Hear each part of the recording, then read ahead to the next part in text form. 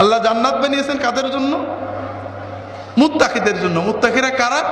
যারা সবসময় আল্লাহর পথে ব্যয় করে, টাকা কম থাক বেশি থাক, ক্রোধ সম্বরণ করে, মানুষদের ক্ষমা করে।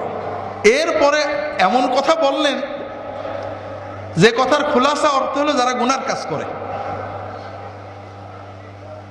আমরা মনে করি ওলি আল্লাহ মানে কোনো ভুল করা তো দূরের কথা, গুনাও করে না।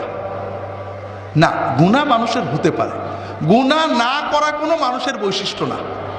আল্লাহ বলছেন কি, ওয়াল্লাযীনা ইযা ফাআলু ফাহিশাতান আও যালামু আনফুসাহুম। আল্লাহ জান্নাত বানিয়েছে যা তাদের জন্য যারা হঠাৎ করে কোনো গুনার কাজ যদি করে ফেলে, কোনো অন্যায় করে ফেলে, যাকারুল্লাহ, আল্লাহর কথা মনে করে ফেলে, ফাস্তাগফারু লিযুনুবিহিম, তাড়াতাড়ি আল্লাহর কাছে গুনার জন্য ক্ষমা চায়। আর আল্লাহ ছাড়া কে ক্ষমা করবে?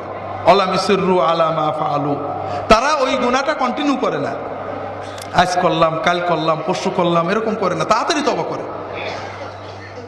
যারা গুনাহ করলে তাড়াতাড়ি তওবা করে, গুনার উপরে ইসরার করে না, গুনাহকে কন্টিনিউ করে না, তাদের জন্য আল্লাহ জান্নাত বানিয়ে রেখেছেন।